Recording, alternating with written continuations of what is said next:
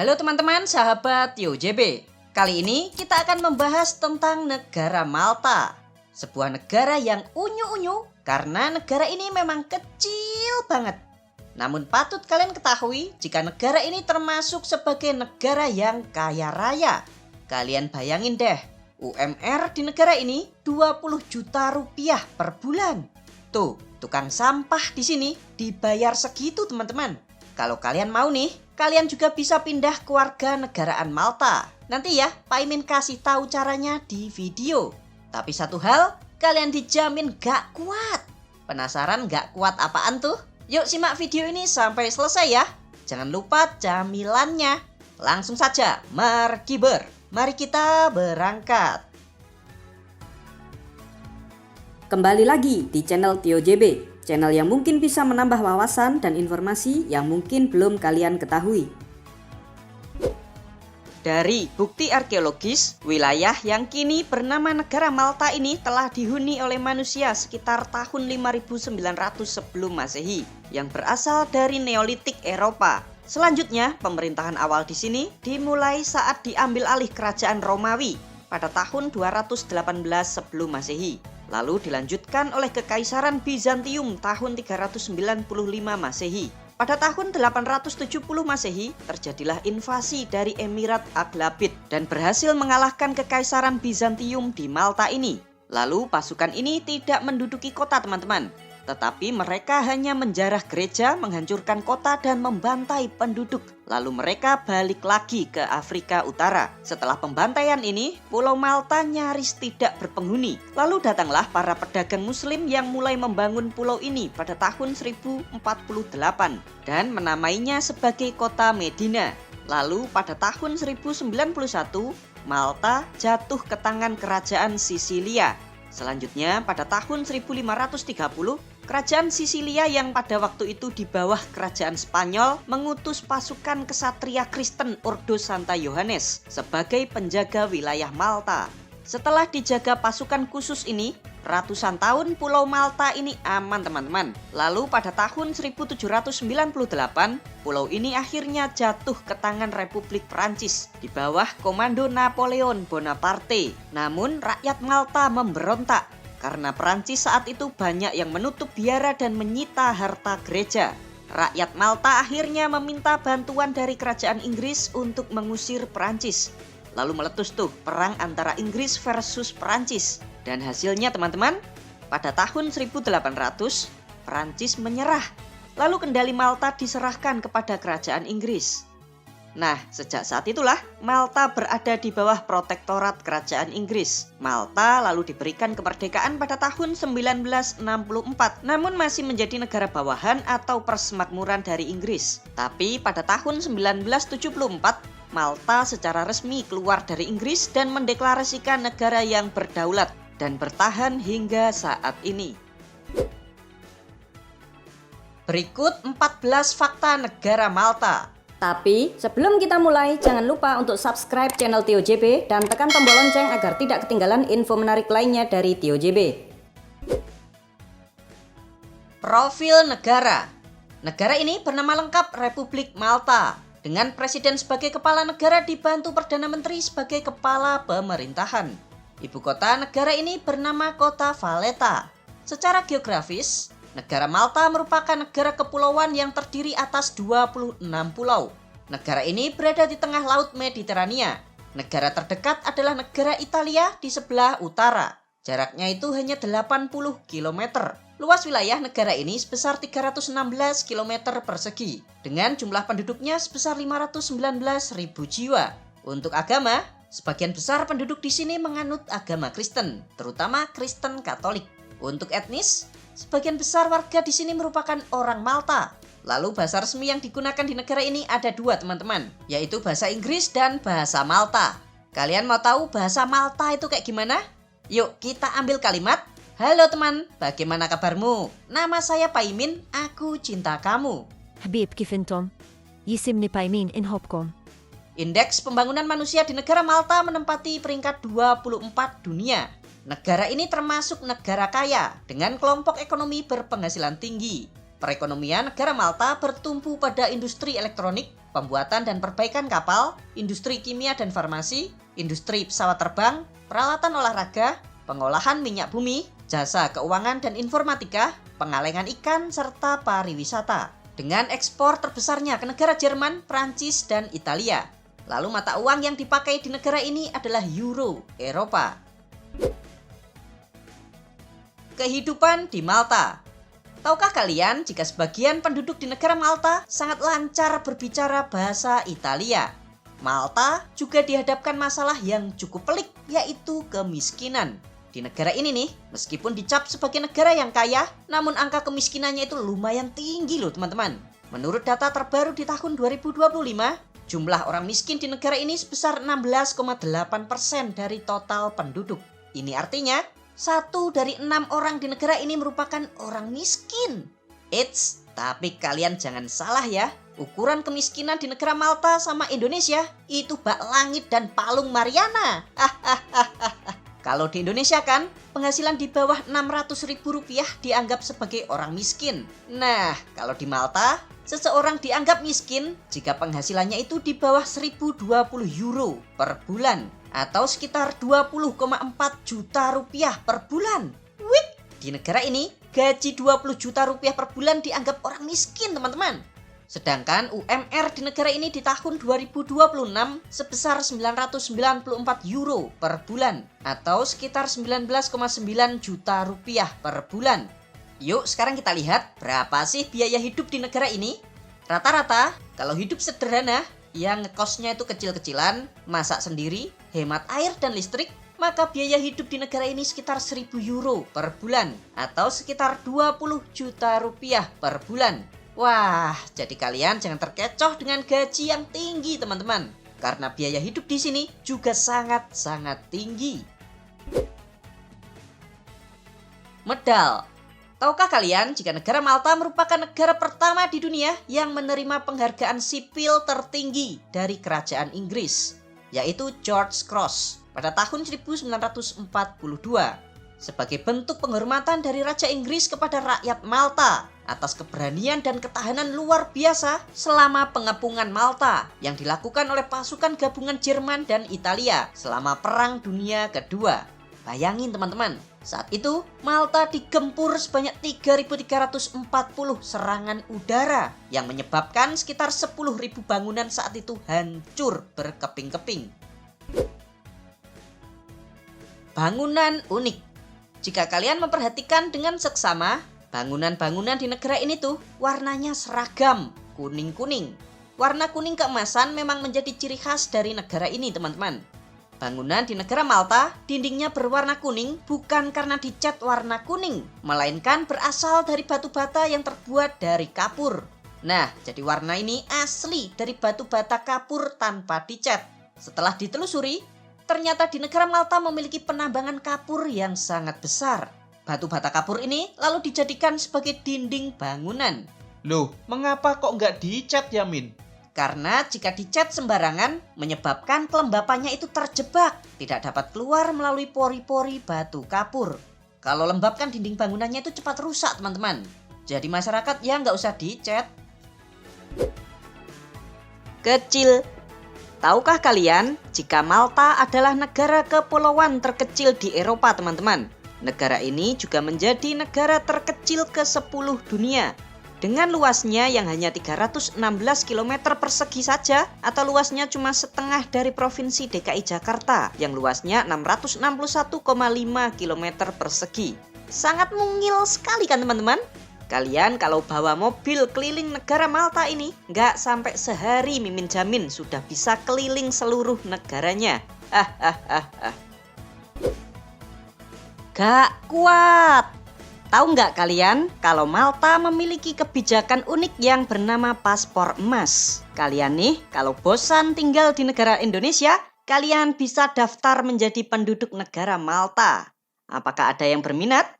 Nih, Mimin kasih persyaratannya ya. Yang pertama, kalian harus setor uang pembangunan negara Malta sebesar €600.000 atau sekitar 10 miliar rupiah. Lalu bayar uang per orang €50.000 atau sekitar 850 juta rupiah. Kalau kalian bawa satu keluarga 4 orang ya tinggal kalikan saja 850 juta dikalikan 4. Ditambah lagi biaya beli perumahan. Yang termurah ada di wilayah Gozo. Minimum kalian beli rumahnya itu seharga 270.000 euro atau sekitar 4,5 miliar rupiah. Plus ada biaya tambahan 10.000 euro atau sekitar 270 juta rupiah untuk dana sumbangan ke ormas. Udah gitu aja syaratnya teman-teman. Setelah itu kalian diminta tinggal di negara Malta selama 3 tahun. Jadi deh kalian jadi warga negara Malta. Gimana? Kuat bayar? Maka nggak heran teman-teman, banyak sindikat atau mafia kelas kakap dunia yang kabur dari negara asalnya datang ke Malta. Mereka datang ke sini untuk identitas baru dan sebagai negara untuk menetap. Mimin jadi inget nih drama Korea Vincenzo. Ada yang pernah nonton? Kaya. Tahukah kalian teman-teman, meskipun Malta hanya sebagai negara yang kecil, namun perekonomian di negara ini sangatlah maju. Maka jangan heran kalau Malta dikategorikan sebagai negara yang kaya. Pendapatan ekspor negara Malta ini yang tertinggi adalah penjualan barang dan komponen elektronik yang menghasilkan kurang lebih 20% dari pendapatan ekspor negaranya. Disusul pendapatan keduanya berasal dari penjualan produk olahan minyak bumi. Contohnya seperti bahan bakar untuk pesawat, kapal maupun BBM kendaraan. Yang bikin aneh, Malta ini ternyata tidak punya tambang minyak bumi teman-teman.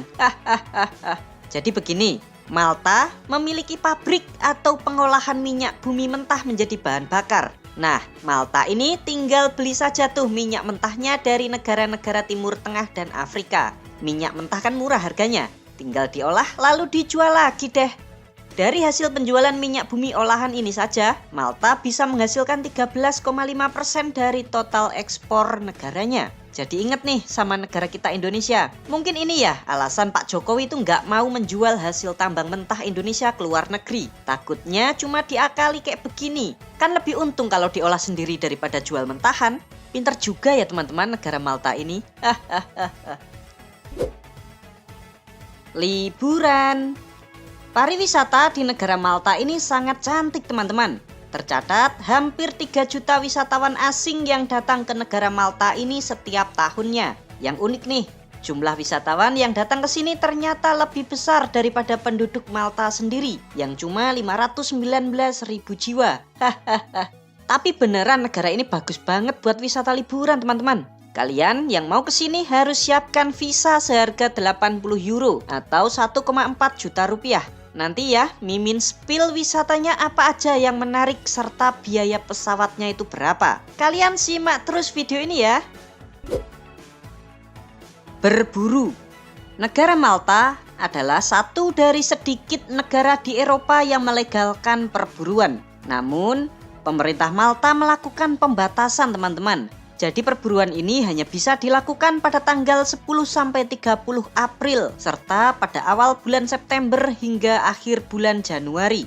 Jadi pada tanggal dan bulan itu saja warga lokal maupun turis asing boleh melakukan perburuan binatang.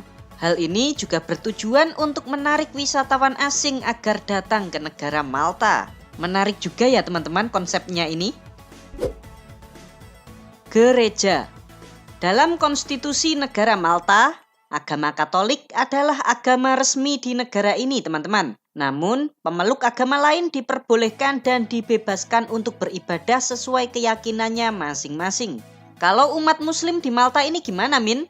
Di negara Malta ini sendiri terdapat satu masjid yang bernama Masjid Maryam Al-Batul atau Masjid Perawan Maria yang letaknya di kota Paula. Jadi ada satu masjid ya teman-teman. Sedangkan jumlah gereja di negara Malta ada 359 buah. Kering. Tahukah kalian jika curah hujan rata-rata di negara Malta ini dalam 1 tahun itu hanya 90 mm saja. Kita bandingkan negara kita Indonesia curah hujan rata-rata dalam 1 tahun ada 2.898 mm. Jomplang sekali kan teman-teman? Kalau dibandingkan dengan negara tetangganya yaitu Italia, curah hujan di negara Italia ini dalam 1 tahun sebesar 814 mm. Masih jomplang juga kan teman-teman? Nah, karena hujan di sini tuh sangatlah jarang, negara kecil ini pun menjadi gersang dan kering. Patut kalian ketahui, jika Malta ini tidak memiliki sumber mata air, nggak ada sungai maupun danau, semuanya nggak ada. Lalu untuk minum dan kebutuhan air bersih warga itu gimana, Min?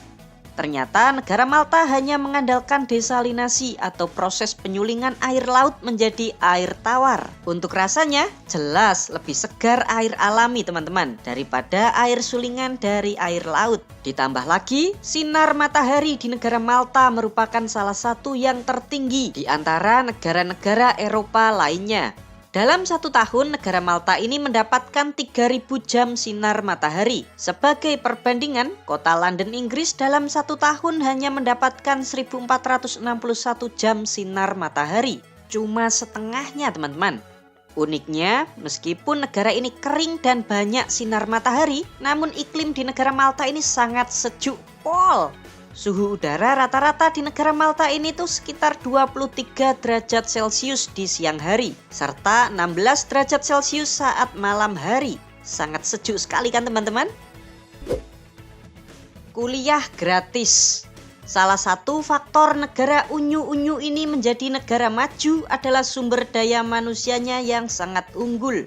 Tahukah kalian jika semua warga negara Malta dibebaskan biaya kuliah sarjana maupun pasca sarjana? Wow, selama kuliahnya di universitas negeri. Kalau masuknya di swasta ya tetap bayar teman-teman. Nah, karena kuliah negeri itu dibiayai full oleh negara, maka anak-anak di negara ini pun saling bersaing untuk mendapatkannya. Mereka ini akhirnya giat belajar, lalu menjadikan persaingan antar siswa itu menjadi semakin kompetitif. Hasilnya penduduk Malta pun menjadi pintar-pintar. Kalian yang mau kuliah di Malta juga biayanya itu cukup terjangkau teman-teman. Mulai dari 3.000 euro per tahun saja, atau sekitar 52 juta rupiah per tahun, tergantung jurusannya. Wisata di Malta. Yuk, saatnya Mimin ajak kalian semua keliling negara Malta.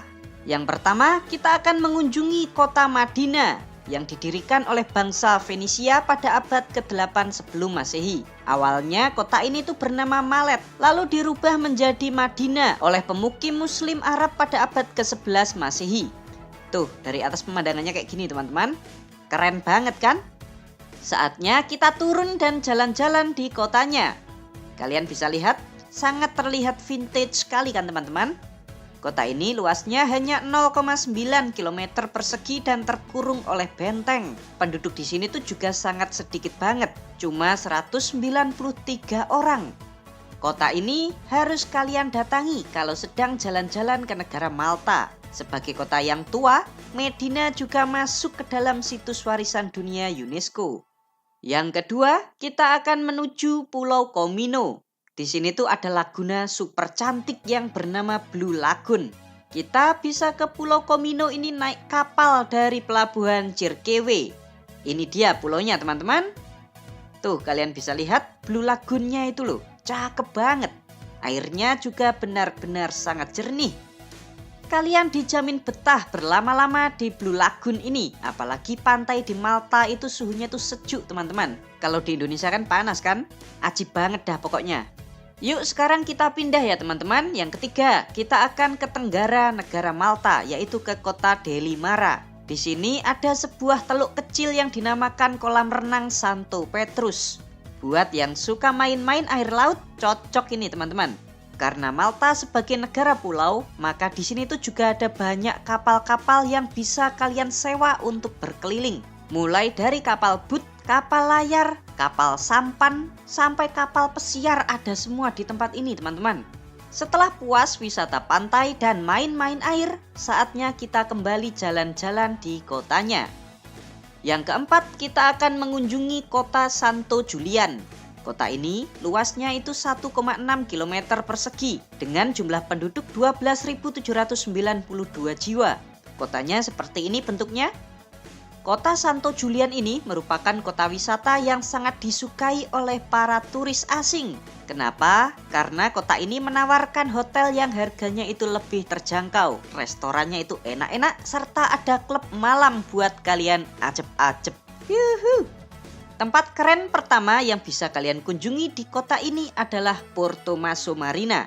Tuh bentuknya kayak gini teman-teman, bagus banget kan? Arsitekturnya itu loh yang bikin tempat ini tuh menawan.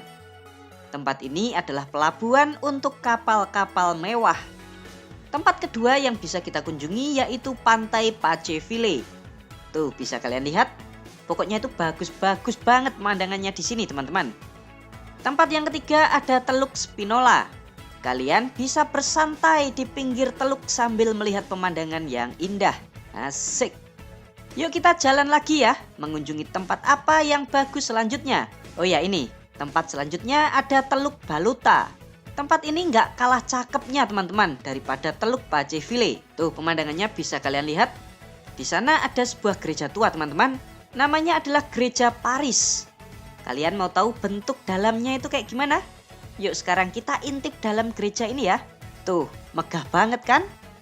Sekarang kita akan pindah yang kelima. Kita akan mampir di kota Sliema. Lokasinya itu tepat di seberang ibu kota Valletta. Jadi kota ini merupakan area perumahan, komersial dan pusat perbelanjaan di negara Malta. Di sini juga banyak kalian jumpai kafe-kafe yang keren. Kota Sliema ini memiliki luas wilayah 1,3 km persegi. Kota ini juga merupakan kota terpadat di negara Malta dengan penduduknya sebesar 22.591 jiwa. Yang terakhir kita akan berpindah ke ibu kota negara Malta yaitu kota Valletta. Kota ini juga dinobatkan sebagai ibu kota negara terkecil di Uni Eropa. Kota ini luasnya itu hanya 0,6 km persegi, serta jumlah penduduknya hanya 5.827 jiwa. Kota Valletta ini juga termasuk ke dalam situs warisan dunia UNESCO, dikarenakan arsitektur bangunannya yang kuno dan kota ini juga memiliki 320 monumen. Wow, sampai-sampai nih teman-teman, kota ini dijuluki sebagai museum terbuka. Tuh bisa kalian lihat, kotanya itu bergaya barok. Memang cakep betul ini teman-teman. Di pinggir jalan kalian foto gitu aja sudah bagus banget hasilnya. Buat kalian yang tertarik untuk liburan traveling ke negara Malta, biaya pesawatnya pulang pergi dari Jakarta ke Valletta Malta sekitar 12,3 juta rupiah per orang. Hal unik di Malta. Tahukah kalian teman-teman, jika kini adalah minuman khas negara Malta. Ini dia minumannya. Minuman berkarbonasi ini terbuat dari jeruk pahit ditambah dengan ekstrak absintus. Minuman bebas alkohol ini juga sangat gampang kalian jumpai jika sedang berlibur di negara Malta teman-teman. Kalian wajib mencoba minuman ini kalau sedang traveling ke negara ini. Seger banget coy. Terima kasih teman-teman sudah nonton sampai selesai. Bagi kalian yang mau membantu dan mendukung channel Tio JB, kalian bisa kirim melalui super chat, super thanks, atau berlangganan secara eksklusif. Jangan lupa ya untuk subscribe channel Tio JB dan tekan tombol loncengnya agar kalian tidak ketinggalan video-video menarik dari kita. Silakan nih kalau ada request, kritik, saran, kirim salam, atau apapun itu kalian bisa sampaikan di kolom komentar. Sampai jumpa lagi dan